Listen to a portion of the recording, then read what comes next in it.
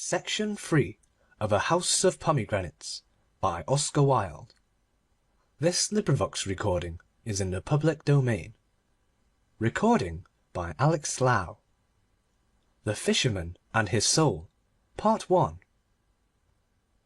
Every evening the young fisherman went out upon the sea and threw his nets into the water. When the wind blew from the land he caught nothing, or but little at best, for it was a bitter and black-winged wind, and rough waves rose up to meet it. But when the wind blew to the shore, the fish came in from the deep, and swam into the meshes of his nets, and he took them to the market-place and sold them. Every evening he went out upon the sea, and one evening the net was so heavy that hardly could he draw it into the boat, and he laughed and said to himself, "Surely I have caught all the fish that swim, or snared some dull monster that will be a marvel to men, or some thing of horror that the great Queen will desire." And putting forth all his strength, he tugged at the coarse ropes till, like lines of blue enamel round a vase of bronze, the long veins rose up on his arms. He tugged at the thin ropes, and nearer came the circle of flat corks, and the net rose at last to the top of the water. But no fish at all was in it, nor any monster or thing of horror, but only a little mermaid lying fast asleep. Her hair was as a wet fleece of gold, and each separate hair as a thread of fine gold in a cup of glass. Her body was as white as ivory, and her tail was of silver and pearl. Silver and pearl was her tail, and the green weeds of the sea coiled round it, and like sea-shells were her ears, and her lips were like sea coral. The cold waves dashed over her cold breasts, and the salt glistened upon her eyelids. So beautiful was she that when the young fisherman saw her he was filled with wonder, and he put out his hand and drew the net close to him, and leaning over the side he clasped her in his arms. And when he touched her she gave a cry like a startled seagull, and woke, and looked at him in terror with her mauve amethyst eyes, and struggled that she might escape. But he held her tightly to him, and would not suffer her to depart. And when she saw that she could in no way escape from him, she began to weep, and said, "I pray thee let me go, for I am the only daughter of a king, and my father is aged and alone."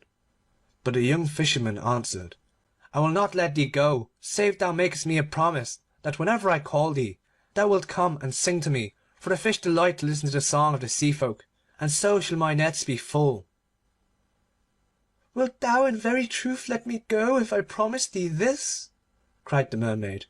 "In very truth I will let thee go," said the young fisherman. So she made him the promise he desired, and sware it by the oath of the sea folk.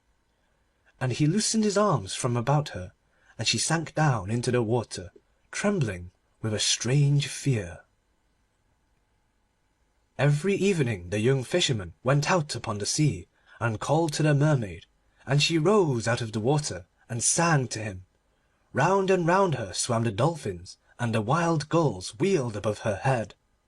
And she sang a marvellous song, for she sang of the sea folk who drove their flocks from cave to cave, and carried little calves on their shoulders; of the Tritons who have long green beards and hairy breasts, and blow through twisted conches when the king passes by; of the palace of the king, which is all of amber, with a roof of clear emerald, and a pavement of bright pearl; and of the gardens of the sea, where the great filigrane fans of coral wave all day long, and the fish dart about like silver birds, and the anemones cling to the rock, and the pinks burgeon in the ribbed yellow sand.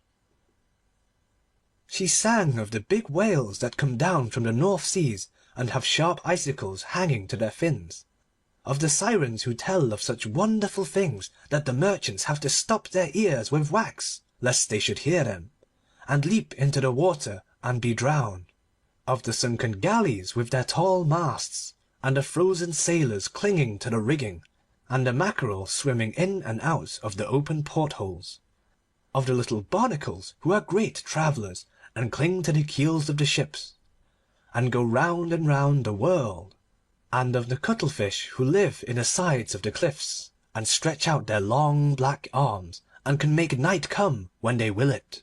She sang of the Nautilus, who has a boat of her own, that is carved out of an opal and steered with a silken sail, of the happy mermen who play upon harps, and can charm the great kraken to sleep, of the little children who catch hold of the slippery porpoises, and ride laughing upon their backs, of the mermaids who lie in the white foam, and hold out their arms to the mariners, and of the sea lions with their curved tusks, and the sea horses with their floating manes. And as she sang, all the tunny fish came in from deep to listen to her, and a young fisherman threw his nets round them and caught them, and others he took with a spear. And when his boat was well laden, the mermaid would sink down into the sea, smiling at him. Yet would she never come near him that he might touch her. Oftentimes he called to her and prayed of her, but she would not. And when he sought to seize her, she dived into the water as a seal might dive, nor did he see her again that day. And each day the sound of her voice became sweeter to his ears. So sweet was her voice that he forgot his nets and his cunning, and had no care of his craft. Vermilion-finned and with eyes of bossy gold, the tunnies went by in shoals, but he heeded them not. His spear lay by his side unused, and his baskets of plaited osier were empty. With lips parted and eyes with dim wonder, he sat idle in his boat and listened, listening till the sea mists crept round him, and the wandering moon stained his brown limbs with silver. And one evening he called to her and said, little mermaid, I love thee. Take me for thy bridegroom, for I love thee. But the mermaid shook her head. Thou hast a human soul, she answered. If only thou wouldst send away thy soul, then could I love thee. And the young fisherman said to himself, of what use is my soul to me? I cannot see it, I may not touch it, I do not know it. Surely I will send it away from me, and much gladness shall be mine. And a cry of joy broke from his lips, and standing up in the painted boat, he held out his arms to the mermaid. I will send my soul away, he cried, and you shall be my bride, and I will be thy bridegroom, and in the depth of the sea we will dwell together. And all that thou hast sung of thou shalt show me, and all that thou desirest I will do, nor shall our lives be divided. And the little mermaid laughed for pleasure, and hid her face in her hands. But how shall I send my soul from me? Cried the young fisherman. Tell me how I may do it, and lo, it shall be done. Alas, I know not, said the little mermaid. The sea folk have no souls. And she sank down into the deep, looking wistfully at him. Now early on the next morning, before the sun was the span of a man's hand above the hill, the young fisherman went to the house of the priest and knocked 3 times at the door. The novice looked out through the wicket, and when he saw who it was, he drew back the latch and said to him, Enter. And the young fisherman passed in, and knelt down on the sweet-smelling rushes of the floor, and cried to the priest who was reading out of the holy book, and said to him, Father, I am in love with one of the sea folk, and my soul hindereth me from having my desire. Tell me how I can send my soul away from me, for in truth I have no need of it. Of what value is my soul to me?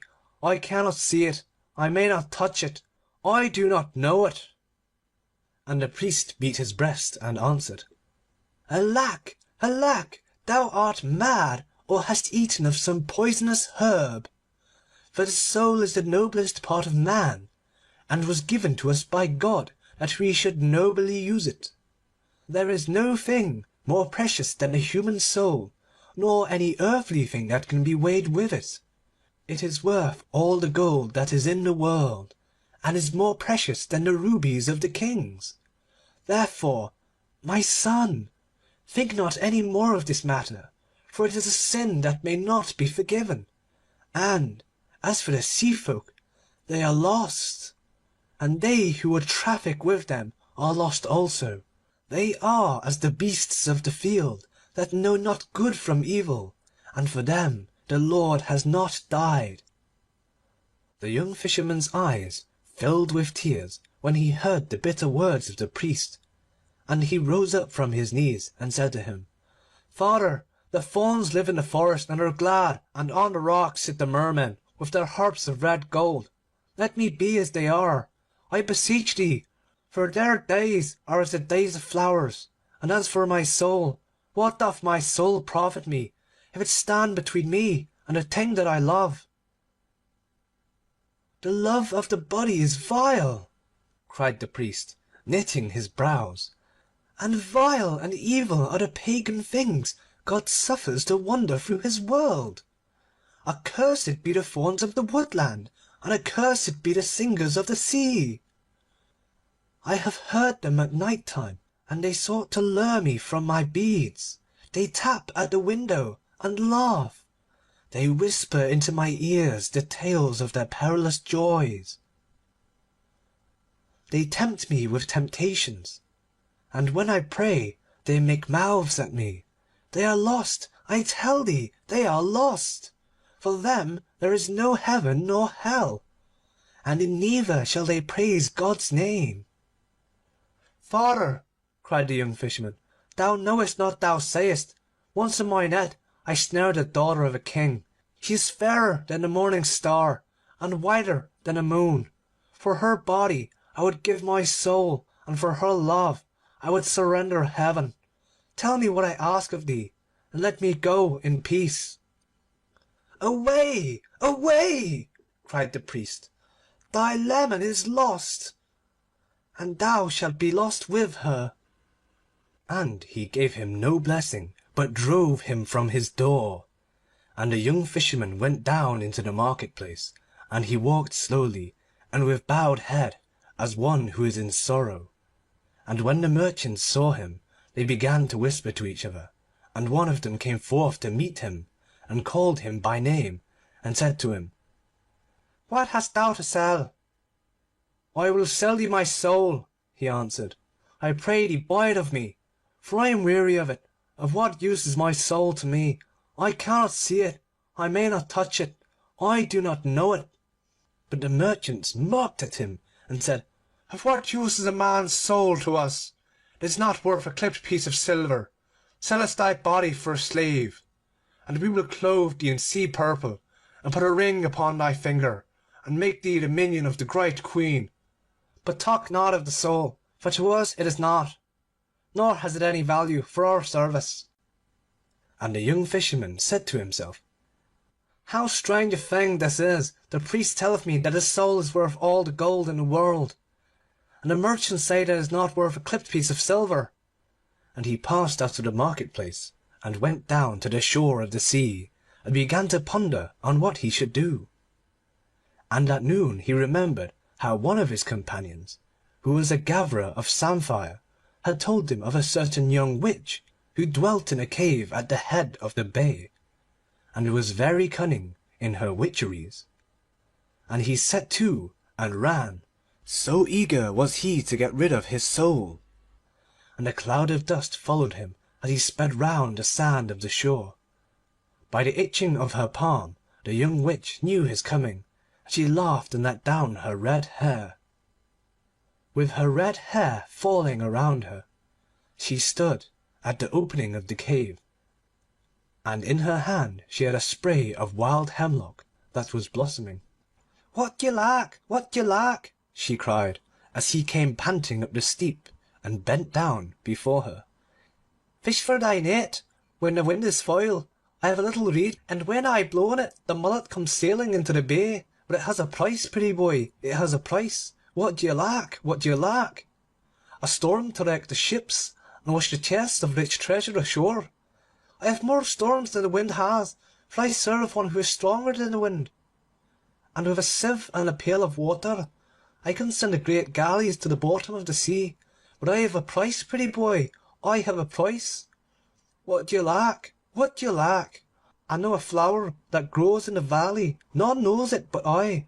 It has purple leaves and a star in its heart, and its juices is as white as milk. Shouldst thou touch with this flower the hard lips of the queen, she would follow thee all over the world. Out of the bed of the king she would rise, and over the whole world she would follow thee. And it has a price, pretty boy, it has a price. What do you lack? What do you lack? I can pound a toad in a mortar, and make broth of it, and stir the broth with a dead man's hand.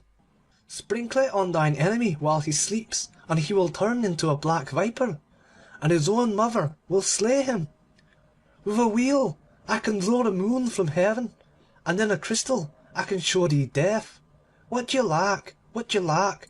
Tell me thy desire, and I will give it thee, and thou shalt pay me a price, pretty boy. Thou shalt pay me a price.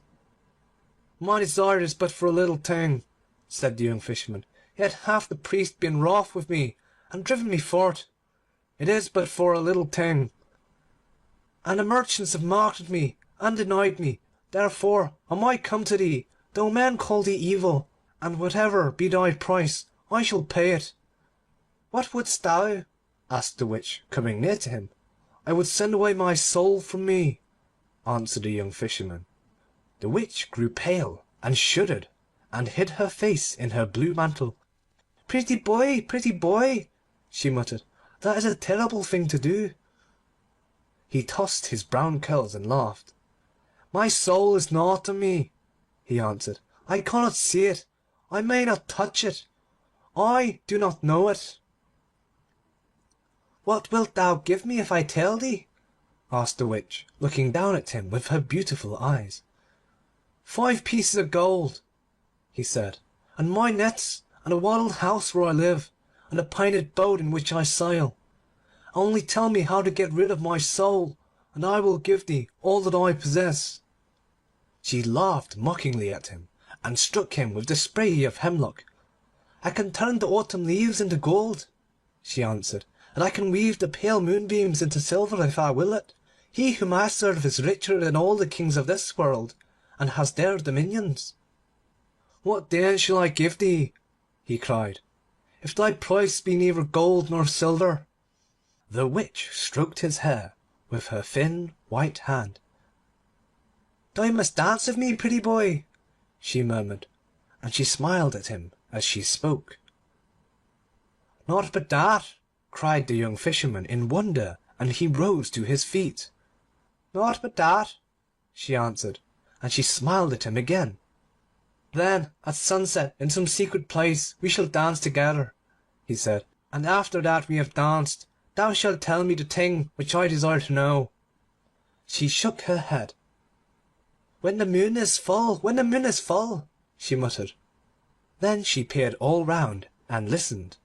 A blue bird rose screaming from its nest, and circled over the dunes, and 3 spotted birds rustled through the coarse grey grass, and whistled to each other. There was no other sound save the sound of a wave fretting the smooth pebbles below. So she reached out her hand, and drew him near to her, and put her dry lips close to his ear. "To-night thou must come up to the top of the mountain," she whispered. "It is a Sabbath, and he will be there." The young fisherman started and looked at her, and she showed her white teeth and laughed. "Who is he of whom thou speakest?" he asked. "It matters not," she answered. "Go thou to-night and stand under the branches of the hornbeam and wait for my coming. If a black dog run toward thee, strike it with a rod of willow, and it will go away. If an owl speak to thee, make it no answer. When the moon is full, I shall be with thee, and we will dance together on the grass." "But wilt thou swear to me to tell me how I may send my soul from me?" he made question. She moved out into the sunlight, and through her red hair rippled the wind. "By the hoofs of the goat I swear it," she made answer. "Thou art the best of the witches," cried the young fisherman, "and I will surely dance with thee to-night, and on top of the mountain. I would indeed that thou hadst asked of me either gold or silver, but such as thy price is thou shalt have it, for it is but a little thing." And he doffed his cap to her, and bent his head low, and ran back to town filled with a great joy. And when the witch watched him as he went, and when he had passed from her sight, she entered her cave, and having taken a mirror from a box of carved cedar wood, she set it up upon a frame, and burned vervain on lighted charcoal before it, and peered through the coils of the smoke, and after a time she clenched her hands in anger. "He should have been mine," she muttered. "I am as fair as she is." And that evening, when the moon had risen, the young Fisherman climbed up to the top of the mountain, and stood under the branches of the hornbeam. Like a targe of polished metal the round sea lay at his feet, and the shadows of the fishing boats moved in the little bay. A great owl with yellow sulphurous eyes called to him by his name, but he made it no answer. A black dog ran towards him and snarled. He struck at it with a rod of willow, and it went away whining. At midnight the witches came flying through the air like bats. "Phew!" they cried as they lit upon the ground. "There is some one here we know not." And they sniffed about and chattered to each other and made signs. Last of all came the young witch with her red hair streaming in the wind. She wore a dress of gold tissue embroidered with peacock eyes, and a little cap of green velvet was on her head. "Where is he? Where is he?" shrieked the witches when they saw her, but she only laughed, and ran to the hornbeam, and taking the Fisherman by the hand, she led him out into the moonlight and began to dance. Round and round they whirled, and the young witch jumped so high that he could see the scarlet heels of her shoes. Then right across the dancers came the sound of the galloping of a horse, but no horse was to be seen, and he felt afraid. "Faster!" cried the witch, and she threw her arms about his neck, and her breath was hot upon his face. "Faster! Faster!" she cried, and the earth seemed to spin beneath his feet, and his brain grew troubled, and a great terror fell on him, as of some evil thing that was watching him, and at last he became aware that under the shadow of a rock there was a figure that had not been there before. It was a man dressed in a suit of black velvet, cut in the Spanish fashion. His face was strangely pale, but his lips were like a proud red flower. He seemed weary, and was leaning back, toying in a listless manner with the pommel of his dagger. On the grass beside him lay a plumed hat, and a pair of riding gloves gauntleted with gilt lace, and sewn with seed pearls wrought into a curious device. A short cloak lined with sables hung from his shoulder, and his delicate white hands were gemmed with rings. Heavy eyelids drooped over his eyes. The young Fisherman watched him as one snared in a spell. At last their eyes met, and wherever he danced it seemed to him that the eyes of the man were upon him. He heard the witch laugh, and caught her by the waist, and whirled her madly round and round. Suddenly a dog bayed in the wood, and the dancers stopped, and going up two by two, knelt down and kissed the man's hands. As they did so, a little smile touched his proud lips, as a bird's wing touches the water and makes it laugh, but there was disdain in it. He kept looking at the young Fisherman. "Come, let us worship," whispered the little witch, and she led him up, and a great desire to do as she besought him seized on him, and he followed her. But when he came close, and without knowing why he did it, he made on his breast the sign of the cross, and called upon the holy name. No sooner had he done so than the witches screamed like hawks and flew away, and the pallid face that had been watching him twitched with a spasm of pain.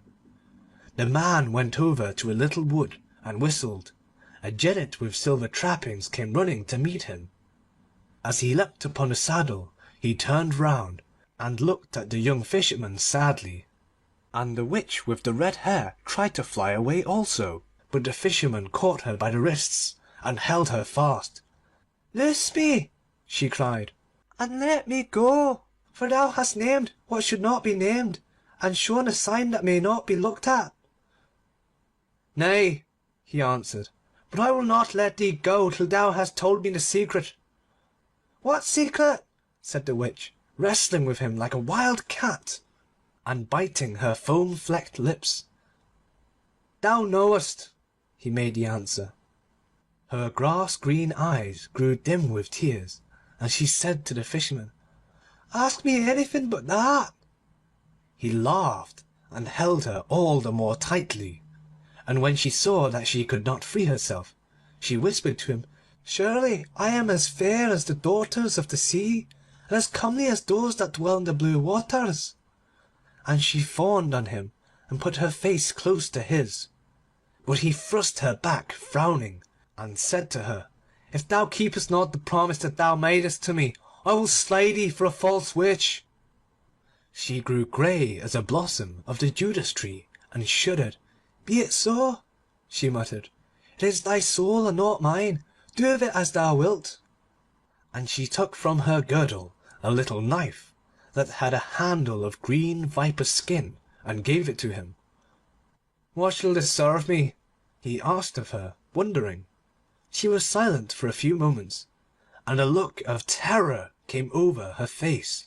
Then she brushed her hair back from her forehead, and smiling strangely, she said to him, "What the men call the shadow of the body is not the shadow of the body, but is the body of the soul.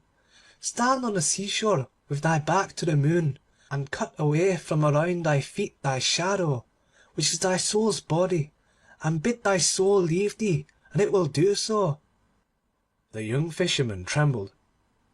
"Is this true?" he murmured. "It is true, and I would that I had not told thee of it," she cried, and she clung to his knees weeping. He put her from him and left her in the rank grass, and going to the edge of the mountain he placed the knife in his belt and began to climb down. And his soul was within him called out to him and said, "Lo, I have dwelt with thee for all these years, and have been thy servant. Send me not away from thee now, for what evil have I done thee?" And the young Fisherman laughed. "Thou hast done me no evil, but I have no need of thee," he answered. "The world is wide, and there is heaven also, and hell, and that dim twilight house that lies between. Go wherever thou wilt, but trouble me not, for my love is calling to me."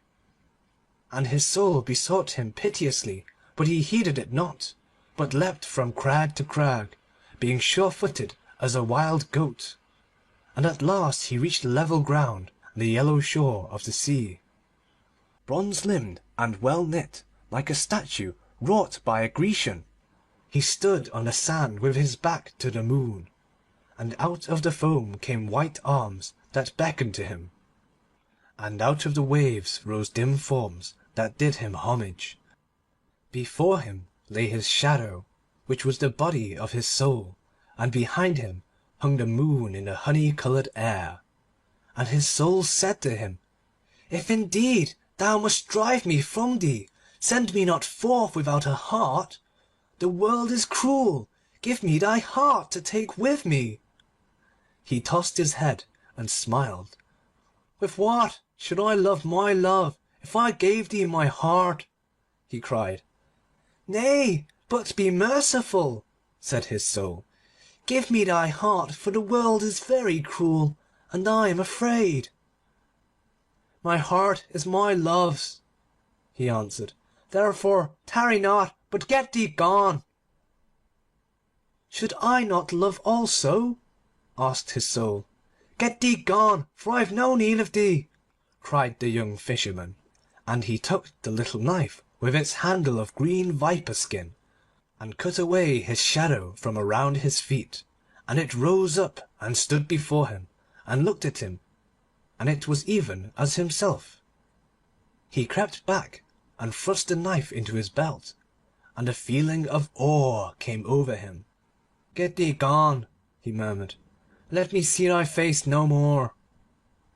"Nay, but we must meet again," said the Soul. Its voice was low and flute-like, and its lips hardly moved while it spake. "How shall we meet?" cried the young Fisherman. "Thou wilt not follow me into the depths of the sea?" "Once every year I will come to this place and call to thee," said the Soul. "It may be that thou wilt have need of me." "What need should I have of thee?" cried the young Fisherman. "But be it as thou wilt." And he plunged into the waters, and the Tritons blew their horns, and the little Mermaid rose up to meet him, and put her arms around his neck, and kissed him on the mouth. And the Soul stood on the lonely beach and watched them, and when they had sunk down into the sea, it went weeping away over the marshes. End of section 3. Read by Alex Lau.